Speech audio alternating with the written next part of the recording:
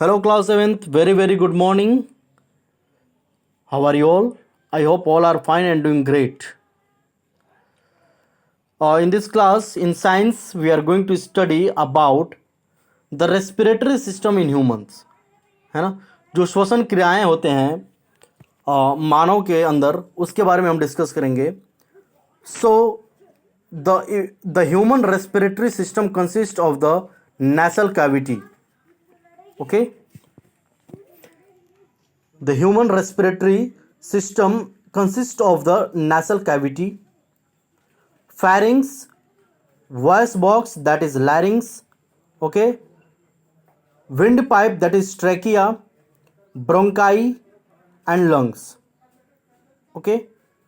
तो ये human respiratory system जो होता है, आप देख सकते हैं, nasal cavity, pharynx, voice box that is larynx, windpipe that is trachea, bronchi and lungs. Okay. Now the lungs are situated in a space within the chest called the thoracic cavity. ठीक है, जो chest में जो lungs situated होते हैं, स्थित होते हैं, उनको हम कहते हैं thoracic cavity. And the walls of the thoracic cavity are supported by the ribs. ठीक है, पसलियों से ये क्या होते हैं, सपोर्टेड होते हैं. ठीक है, जो thoracic cavity होते हैं. You can see it in the figure. The base of the cavity is like a sheet of muscles called the diaphragm. Okay. आप देख सकते हैं जो बेस होता है कैविटी का, वो एक शीट की तरह होता है. ठीक है, जो एक मसल का, मांसपेशियों का वो परत होता है, शीट होता है. ठीक है, उसे हम डायफ्राम कहते हैं. You can see it here, diaphragm. Diaphragm में क्या होता है, systole and diastole. We will discuss in the next class, but before that you see here breathing in, how it is possible to breathe in. Okay. The taking in of air rich in oxygen into our body is called inhalation. ठीक है, जो air का, जो वायु का, oxygen का होता है, ठीक है, हमारे बॉडी में जब उसको हम इनहेल करते हैं, ठीक है, अंदर लेते हैं श्वास को, दैट इज कॉल्ड इनहेलेशन. उसको हम क्या कहते हैं, inhalation. We breathe through our noses, which consist of two nostrils. The air inhaled many contain dust, pollen grains and germs. है ना, जो एयर होता है इनहेल्ड है, वो कंटेन कर सकते हैं, डस्ट हो सकता है, पोलन ग्रेन्स एंड जर्म्स हो सकते हैं.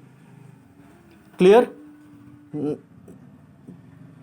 Now as the inhaled air passes through the air nostrils, it gets filtered through the hair lining the nostrils. है ना, जो हेयर आपके लाइनिंग्स होते हैं नोस्ट्रिल्स के अंदर, वहां से वो क्या होते हैं, फिल्टर्ड हो जाते हैं.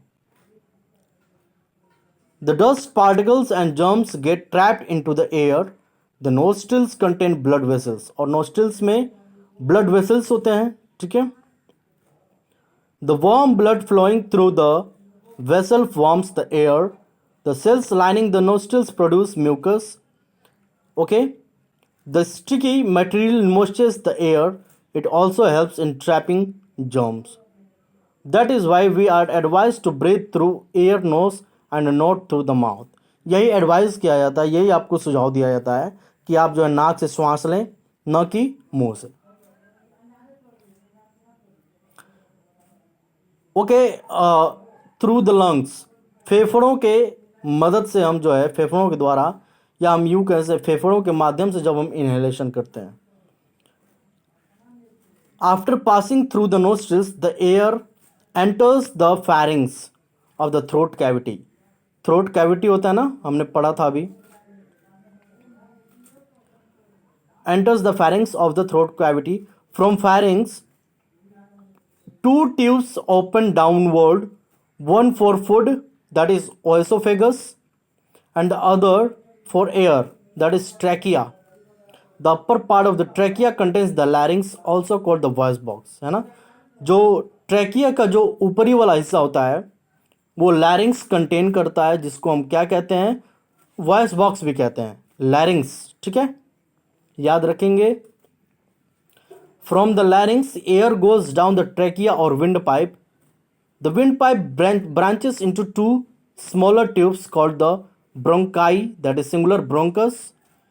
Each bronchus enters into a lung. ठीक है, वो फेफड़ों में प्रत्येक जो है ब्रोंकस एंटर करते हैं। आगे देखेंगे। In the lungs, okay, in the lungs each bronchus each bronchus branches out into smaller tubes called bronchioles.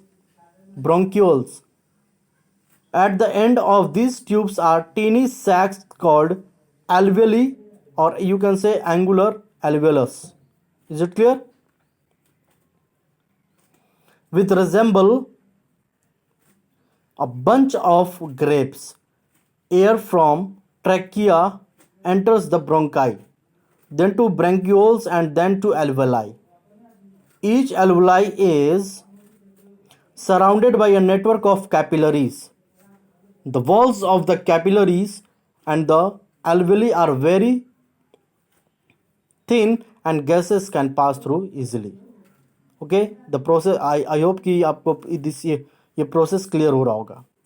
The capillaries absorbs oxygen from the air in the alveoli and release carbon dioxide into the alveoli. ये alveoli में ही होता है.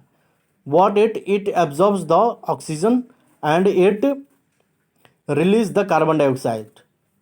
Thus exchange of gases takes place in the lungs. और फेफड़ों में गैसों का ये आदान प्रदान होता है. Okay, and the blood takes the oxygen into all the cells of the body. जो ब्लड होता है वो ऑक्सीजन कंटेन करता है, जो कि पूरे शरीर की कोशिकाओं में ये क्या करता है, फैलता है. It is use to get energy from food. और ये एनर्जी कहाँ से प्राप्त करता है, फूड से. The CO2 released by the cells as waste goes back into the blood. Okay, and carbon dioxide is called exhalation.